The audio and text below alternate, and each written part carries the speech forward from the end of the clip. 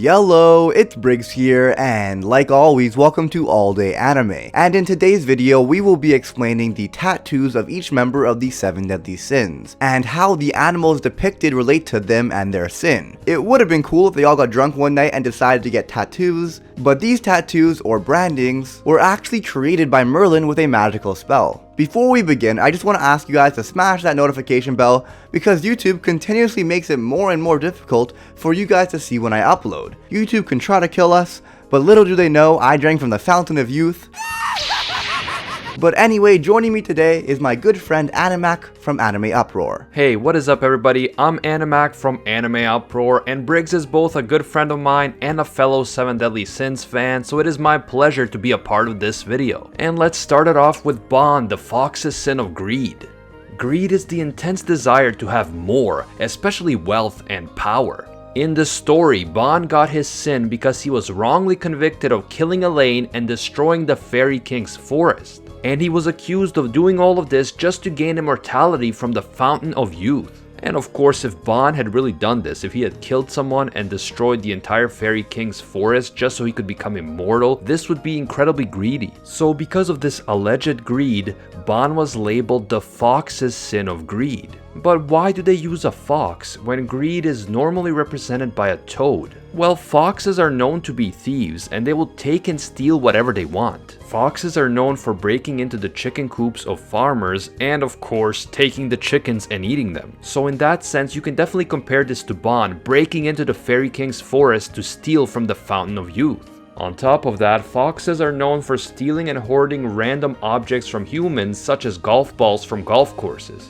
You can even look at the famous story of the fox and the crow as an example of a fox being portrayed as feeling entitled to whatever it wants. Next up, let's talk about Meliodas, the dragon's sin of wrath. Wrath can be defined as extreme anger, which is pretty out of character for the calm and nonchalant Meliodas. But as seen time and time again throughout the series, when someone he cares for is attacked or killed, he loses himself to his wrath, and his overwhelming demonic powers go wild. He was labeled the Sin of Wrath after he supposedly completely wiped out the kingdom of Danafor after the love of his life Liz was killed in front of him. But why did they choose a dragon? Well, I personally think that a dragon is the perfect creature to represent Meliodas. In mythology and legends, dragons are depicted as fearsome creatures that, when angered, would destroy entire villages, just like Meliodas with Danafor. On top of that, the dragon is in the shape of a circle eating its own tail, and this is meant to represent Ouroboros, which represents infinity. This is likely a reference to Meliodas being over 3,000 years old, despite his youthful appearance. Or it could be a reference to the curse that was placed on him, essentially making him immortal. Also, dragon souls are said to be immortal in many legends. Next, let's talk about Dian, the serpent's sin of envy.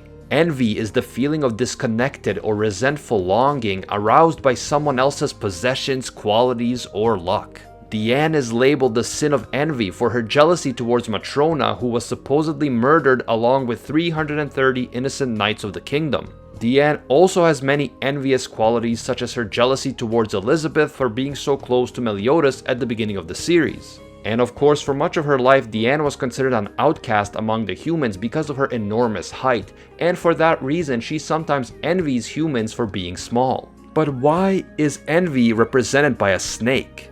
Well, if we look at it from a religious basis, a snake or a serpent makes its appearance in the Garden of Eden and tempts Adam and Eve to eat the forbidden fruit from the Tree of Knowledge.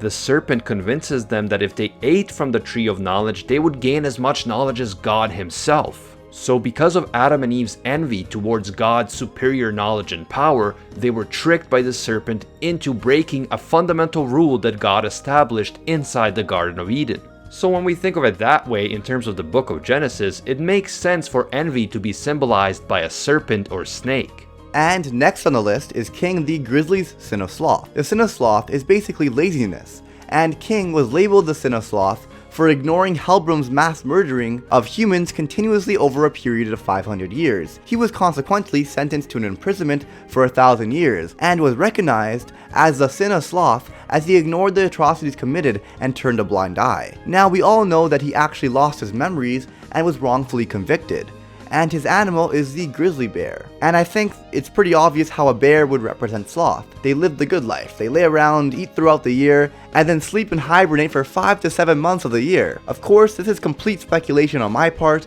I would love to hear what you think down below. Next up is Gother, the goat sin of lust. Lust can be defined as a very strong sexual desire, and Gother was granted the sin of lust after he was wrongfully accused of forcing Nadia, the younger sister of King Bartra Leones, to supposedly engage in vile sexual acts which ended in her death.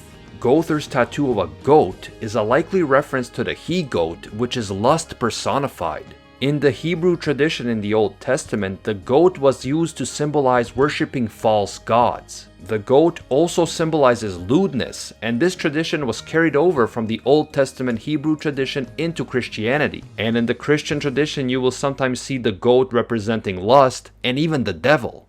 Next up, let's talk about Merlin's tattoo. Merlin is the boar's sin of gluttony, and gluttony is usually defined as eating in excess, but can also be defined as really doing too much of anything to the point of excess. In this case, Merlin is gluttonous for information and knowledge, especially with magic abilities. She has been known to refer to people as guinea pigs and will pretty much do anything to gain further knowledge. Now, this isn't confirmed to be her crime, but I think it's extremely likely. But anyway, I'm going to go on a little bit of a tangent. Merlin was born in Belialin, the capital of wizards, which remains neutral in the conflict between the goddess clan and the demon clan. As a miraculous child born with infinite magic, the news of her magic ability spread to the realms of the goddesses and the demons, and both parties tried to have the girl on their side to tip the balance of the war in their favor. The people of Belialin opposed to this, claiming that both the girl and her power were their property. However, against the wishes of her people, Merlin decided to negotiate with the gods of both clans, the supreme deity and the demon king, and she said she would follow the one who gave her the best blessing. The demon king gave her all the knowledge of the dark secret arts of the demon realm and made her immune to brainwashing and possession abilities of the goddesses. The supreme deity gave her protection against the dark curses and commandments of the demon clan. Merlin somehow managed to deceive both gods by accepting both blessings. Furious, the two gods unleashed their anger against Belialin, cursing it with fog and death for 1,000 days,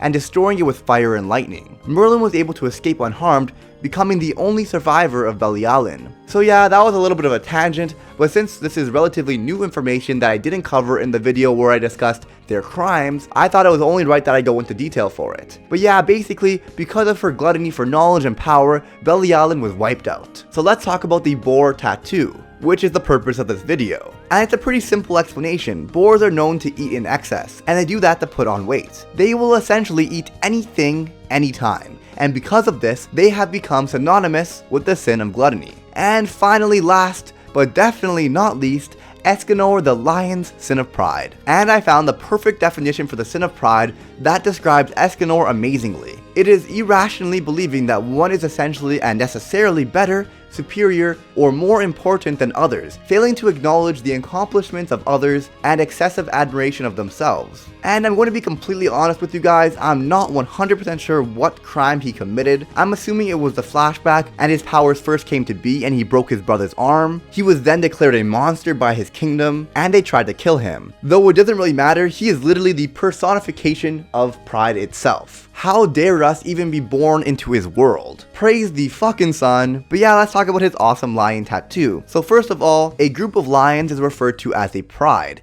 and lions are considered the king of the jungle, and just like Escanor, stand above all others. Also, the lion has for a long time been related to the sun, and as you know, Escanor has the ability Sunshine. The lion and sun motif is based largely on astronomical and astrological configurations, and the ancient zodiacal sign of the sun in the house of Leo. And that is the end of this video. I do hope you guys enjoyed. If you did, be sure to smash that like button.